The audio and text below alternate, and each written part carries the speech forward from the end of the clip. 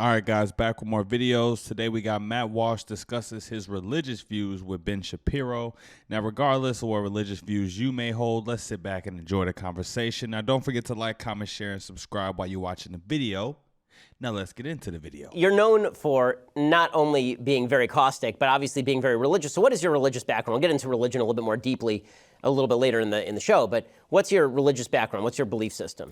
Yeah, I'm Catholic. So I grew up very Catholic, very conservative Catholic. I've got 5 brothers and sisters, and one of my sisters is a nun now, so that's the kind of Catholic family that we have. But I grew up in a very kind of liberal area, going to public school. So you had to, your parents had to instill in you the ability to defend, not just the ability to defend your beliefs, but also the willingness and sort of finding joy in that argument. So I think that's kind of where I got it from. Yeah, and growing up in a liberal city or liberal area, I know that had to be a hard task. It's hard, you can't follow your kids around and watch them everywhere. That's why, like you said, you got to instill those values in them and just pray for the best. And how did all of this impact on your politics? So you're a conservative, obviously. You were not a super pro-Trump conservative during 2016. So how does your worldview shape your political views? Well, for me, the first objective for everyone is to get to heaven, right? That's the first objective, is our spiritual fulfillment. So that to me is number one before you get to politics or anything like that. And this is, one of the problems I see in the conservative movement now is it seems like it's not really grounded in anything like maybe it used to be, grounded in those deeper kind of spiritual moral truths. So I think it's got to be kind of ground up from there. Like, what are your fundamental? I mean, when I think about conservatism, I think about those, I think about it being grounded in those strong moral values. But then again, I haven't been, I was only introduced to conservatism, honestly, 2 years ago. So, he's probably seen it transform over the years, and that's why he has the opinion he does. Mental beliefs, like what, and that is, why are we here? What's the point of life? What's the point of any of this? I think those are the questions you have to be able to answer, and then once you can answer those questions, then you sort of build your political framework on top of that. So from a religious point of view, and you say that the goal is to get to heaven, are you a belief-based person? I mean, is it that you believe in Christ and therefore you go to heaven, or is it a works-based thing? Because obviously this is sort of a differentiator between Judaism and Christianity in some iterations. Yeah, I think, well, and I don't mean to dismiss like 500 years of fighting between Protestants and Catholics, but I kind of think that at least between Protestants and Catholics, the works versus faith dichotomy, it's a kind of a misunderstanding, because I think we actually generally agree in that I certainly don't believe that the whole point of life is just to intellectually assent to the proposition that Jesus Christ is Lord and there is a God. And, so people will say that all you have to do is believe in Jesus, or all you have to do is believe in God. I definitely don't believe that. But if we want to talk about faith, okay, well, you have to put your faith in God. That is more than an intellectual exercise. That is something that you do with your whole life and your whole mind and soul and body. You put your faith in God, and then you do the works. I wasn't even religious up until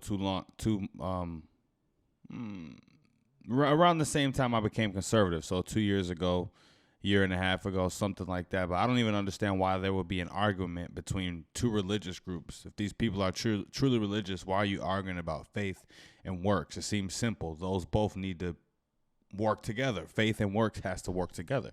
That you're investing yourself in this belief, and that includes works. But it's not as though, you give a certain amount to charity and you help old ladies across the street and you go to heaven. It's not as simple as that. So it's kind of a combination of the two. The way that I see it is it's sort of like, if God is a bridge into heaven, into the afterlife, you can't just walk up to the bridge and say, yes, I believe that the bridge is there. I assent to the existence of the bridge, and then just go and sit on the other side of the bridge and not cross it. You actually have to trust the bridge and with your own effort, walk across it over the abyss And so I think it's sort of, that's what faith is. So when it comes to your view of the afterlife, what cultivated that? Where do you get your view of heaven? What do you think heaven looks like, and what makes you believe that there is something after we die? I get it from my faith primarily, but of course, when you read the Bible, there isn't a lot of, in terms of a description of what the afterlife is actually going to look like, and everything that it entails. So, I think if you have to look at Christian philosophy through the ages and how they've sort of developed this idea. For me, in terms of my thinking about the afterlife, for me, the most influential thing that I've read besides the Bible would be C.S. Lewis' Great Divorce. I don't know if you've read that. I don't know how biblical it really is, but what I like about in that book is what he does is he's able to really illustrate how it is that a person might choose hell instead of heaven. Because the only thing that makes sense for me in terms of hell is, well, it's not so much that God sends you there. Even if you really want to go to heaven, God says, no, you did this, you did that, that was wrong, and now you have to go roast in the eternal fires for 50 trillion years, and then you haven't even started at that point. So that sort of version has never really made sense to me. What does make sense, and what you'll hear Christians say a lot, is, well, no, God doesn't send you to hell, you choose it. Okay, well, all right, then it seems more just, but what does it mean to choose hell? How could anyone ever choose hell when they know that eternal joy is on offer? And anyway, in the book Great Divorce, I think he does a good job of showing what that might sort of look like, or why a person might actually choose hell rather than heaven. And it all comes from, are you interested? Are you able to find joy outside of yourself? Or have you only ever been able to figure out how to pursue your own interests? And I mean, yeah, that's a great question, because most people choose it. I think, like you said, a lot of people that live their life for themselves and put nothing above themselves and their own pleasures, they're living in hell every day. But they don't realize it, because everything seems great. It's like they're doing what they want to do. But over time, you'll see those choices start to affect your health physically, your health mentally, your health spiritually. And then that's when you see a lot of people turn to God and trying to turn their life around. But yeah, that's a great question, though. That's a great question. This seems like Ben Shapiro just asking Matt Walsh questions. It's like an interview. I thought it was going to be like a conversation, but okay. If that's what it is, if you're only interested in yourself, then God will say, okay, well, you want yourself, that's all you want, that's all you love, then have yourself in isolation for eternity. That's what you want. Yeah, it's like you choose to suffer. That's all you want, that's all you love, then have yourself in isolation for eternity. But that's the interesting part about life, is that the things that people are suffering, they're choosing to suffer and don't even realize it. Because doing the right thing seems so hard a lot of the times, and doing the wrong thing is often easy. Think about it. Even eating the wrong food is always often cheaper than it is to eat healthy. It's like the wrong thing is the easy thing to do, and the hard thing is the right thing is the hard thing to do. You know what I'm saying? That's what you want. Yeah, there's a Talmudic tale that sort of says something similar. The Talmudic tale is that there's a bunch of rabbis, it's the afterlife, and there's a bunch of rabbis trying to figure out what's heaven and what's hell. And basically, hell is a bunch of people who are sitting around a table, and there's these amazing foods that are on the table, and all that is in front of people are spoons that are too long for them to actually take the spoon and put it in the food and get it to their mouth. It's too long, they just can't reach it. The spoon is too lengthy. And heaven is the people have realized that the spoon is too long for their own mouth, so they're feeding each other. So it's the exact same thing, but the idea is that the perspective has shifted on what's important. Wow. Right. It's being able to look beyond yourself. And so the question that I always ask myself, and I was talking to some people in my family about this recently, is, is it possible for someone who loves anyone to go to hell? Even if you have someone who didn't really believe in God, wasn't religious, but let's say they really did love their wife and they really did love their child, not just that emotional affection, but actually love them. Is it even possible metaphysically for that person to go to hell, considering that they have love in them? And if hell is a place where no love can be, then how could that person be there? And I guess it seems to me that if you figure out how to love anyone outside of yourself during your life, then I think that's something God can take and work with. And those are little embers of something that he can ignite into a fire in a good sense. So that's sort of the objective of life, is to love and do what you will. And that's the thing about loving anyone and loving everyone, to love all. It's not that emotional love like he just mentioned, but it's really just wishing the best for everybody, not hating anyone, and just really wishing the best for people. If they choose to suffer. You can try to guide them the right way, lead them the right way.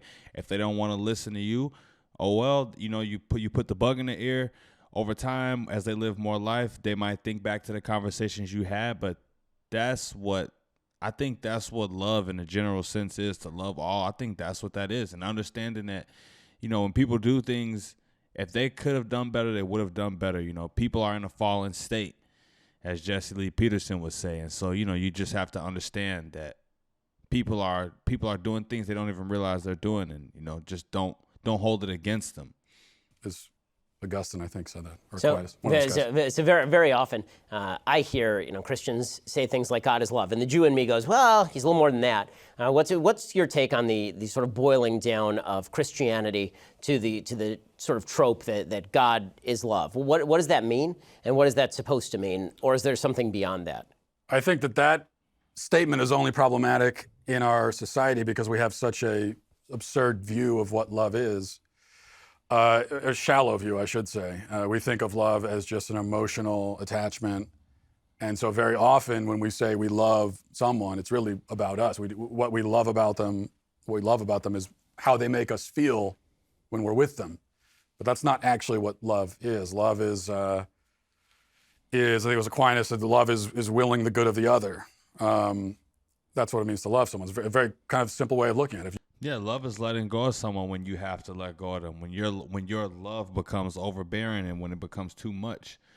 Love is letting go sometimes. Love isn't exactly the way doesn't look the way people think it looks all the time. Sometimes love, I know you heard of tough love. Sometimes love is telling someone an uncomfortable truth, telling them something that they need to hear but don't want to accept. That's what love is. If you really want what is best for them, in every sense, spiritually as well, and you're going to work as much as you can to bring that, help them bring that about in their own life, then you love them. And so, if we think of love in that sense, number one, as a choice, as a force of will, then I think God is love kind of works. Although I think maybe it's just better to say God is all loving. Maybe when you say God is love, it just becomes sort of confusing. Love is God, right? Exactly. Right, love is God. It becomes a sort of pantheistic thing of we are all God ourselves if we love, and just weird stuff. So I think God is loving is the best way of putting it, I think. All right, guys. Well, like I said, that was a good discussion. I hope everybody enjoyed that, regardless of what your religious beliefs or non-religious beliefs may be. Don't forget to like, comment, share, and subscribe. Till next time, guys, I'm out. Peace.